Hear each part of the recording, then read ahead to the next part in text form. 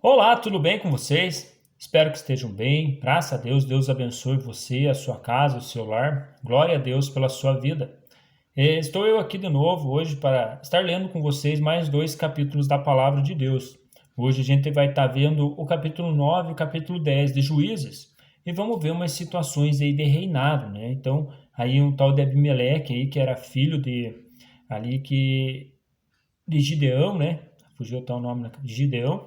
Então ele era um filho de Gideão. E esse Abimeleque, o nome dele significa meu pai reina, né? Que nem a gente viu nos capítulos anteriores, né? Então vamos ver o que acontece aí com esse Abimeleque que quer tomar um reino aí, quer ser rei de qualquer forma, né? Mas então vamos lá. Senhor nosso Deus, nosso Pai, mais uma vez, Senhor, nos colocamos na Tua presença, Senhor, para podermos aprender de Ti, Senhor. Nos orienta, Pai, com a Tua palavra, em nome de Jesus. Amém. Graças a Deus. No capítulo 9 de Juízes fala bem assim, ó. Abimeleque, filho de Jerubal, foi aos seus irmãos de sua mãe em Siquém, e disse a eles e a todo o clã da família de sua mãe: Pergunte a todos os cidadãos de Siquém o que é melhor para eles: ter todos os 70 filhos de Jerubal governando sobre eles, ou somente um homem? Lembre-se de que eu sou sangue do seu sangue, né? Então ele foi ali na casa da mãe dele, digamos, o afrontou. Ele falou: é melhor ter 70 filhos governando ou somente um, né? Os irmãos de sua mãe repetiram tudo aos cidadãos de Siquém, e estes se mostraram propensos a seguir Abimeleque, pois disseram: Ele é o nosso irmão. Deram-lhe 70 peças de pratas tiradas do templo de Baal-Berite, né? Era um templo idólatra esse Baal-Berite, né? Se a gente for a fundo disso aí, né? Aos quais Abimeleque usou para contratar alguns desocupados, evadiu-os que se tornaram seus seguidores.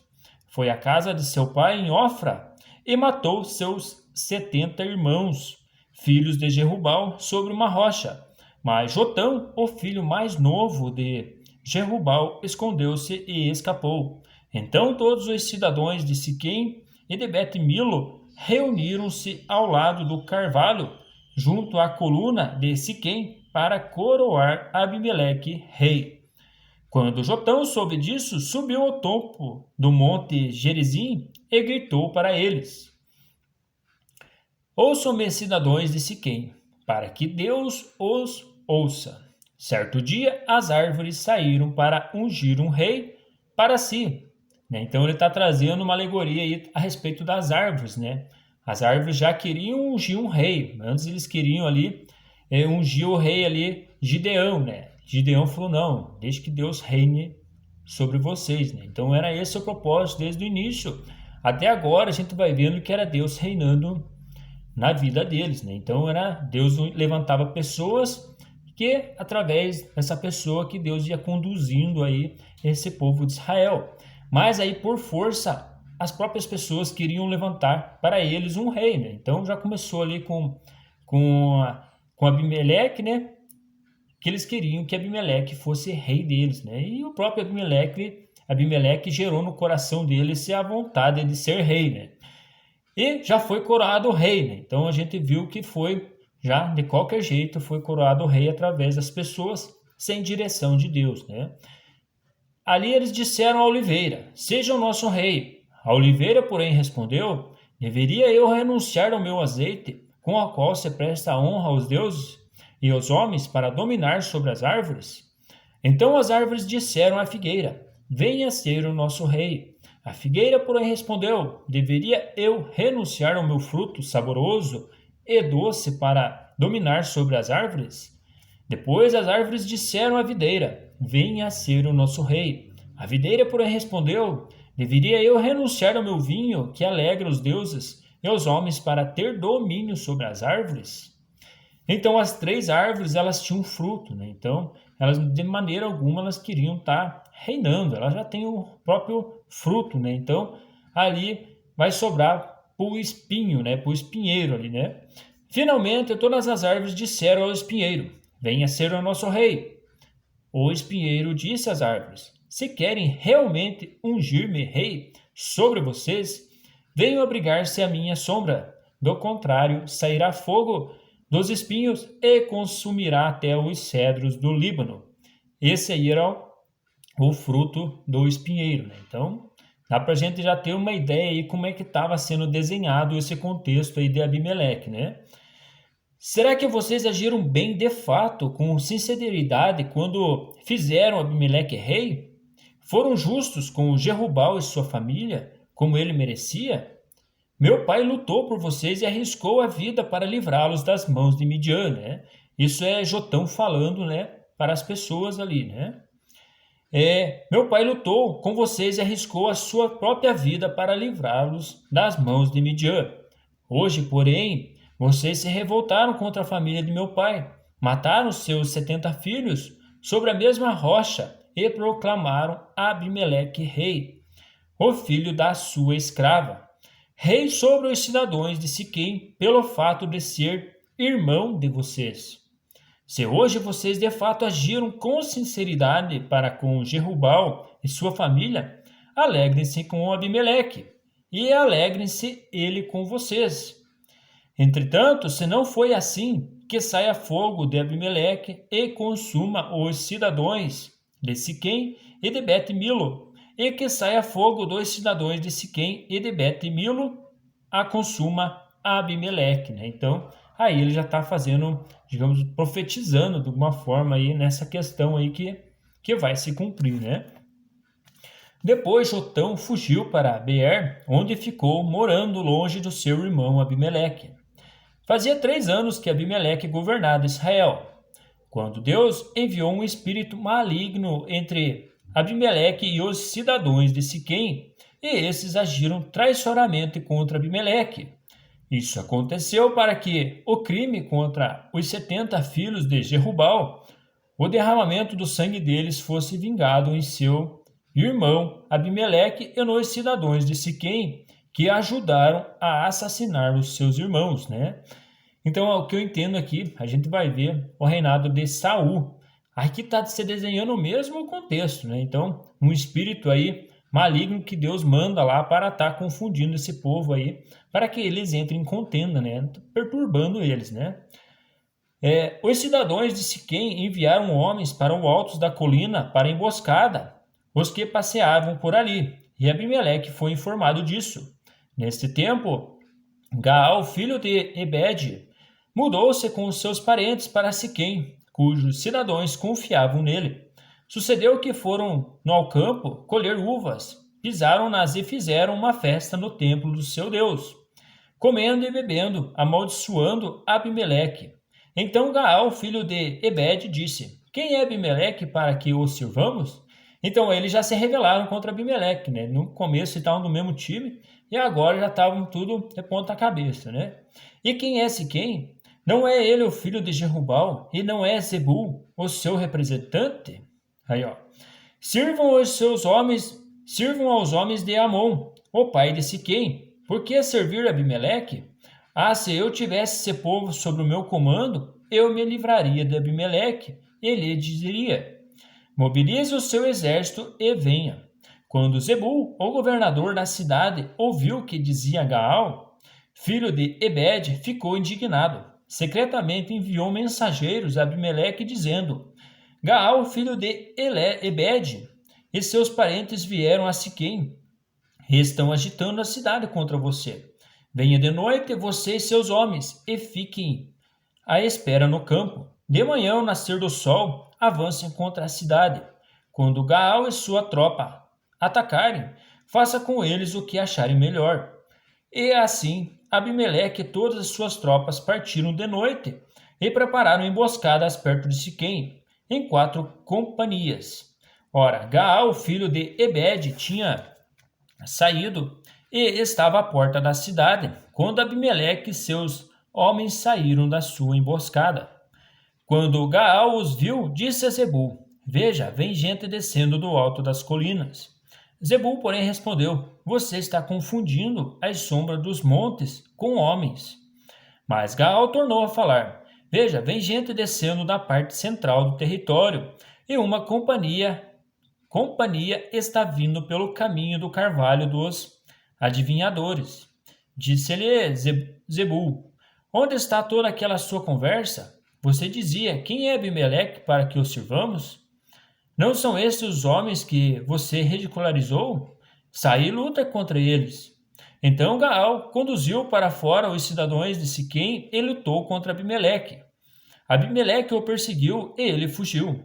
Muitos dos homens de Siquém caíram mortos ao longo de todo o caminho até a porta da cidade. Abimeleque permaneceu em Arumá, e Zebul expulsou Gaal e os seus parentes de Siquém. No dia seguinte, o povo de Siquém saiu aos campos, e Abimeleque ficou sabendo disso. Então dividiu os seus homens em 3 companhias e armou emboscadas no campo. Quando viu o povo saindo da cidade, levantou-se contra ele e o atacou. Abimeleque e as tropas que estavam com ele avançaram até a porta da cidade. Então 2 companhias avançaram sobre os que estavam nos campos e os mataram. Abimeleque atacou a cidade o dia todo até conquistá-la e matar o seu povo. Depois destruiu a cidade à espada e espalhou sal por ela, né? Então dá para a gente entender aí o espinho de Abimeleque, né? Ele foi um espinho e foi tal, né? Não teve compaixão e foi luta, luta, luta, né? Só por causa de um reinado que ele quis ali, de alguma forma o povo quis levantar ele como rei também, e ele aceitou de livre e espontânea vontade e deu o veredito, ó, mas se eu for aí rei, vai ser assim e assim assado, né? E aconteceu que ele se tornou um espinho aí no povo aí, né? Ao saber disso, os cidadãos que estavam na torre de Siquém entraram na fortaleza do templo de El-Berite, né? Quando Abimeleque soube que haviam reunidos lá, ele e todos os seus homens subiram o monte Zalmon. Ele apanhou um machado, cortou um galho de árvore e o pôs nos ombros. Então deu esta ordem aos homens que estavam com ele: Rápido, façam o que eu estou fazendo. Todos os homens cortaram galhos e seguiram Abimeleque. Empilharam os galhos junto à fortaleza e a incendiaram. Assim morreu também o povo que estava na torre de Siquém, cerca de 1.000 homens e mulheres. A seguir, Abimeleque foi a Tebes, sitiou e a conquistou. Mas dentro da cidade havia uma torre bastante forte, para a qual fugiram todos os homens e mulheres, todo o povo da cidade. Trancaram-se por dentro e subiram para o telhado da torre. Abimeleque foi para a torre e atacou-a.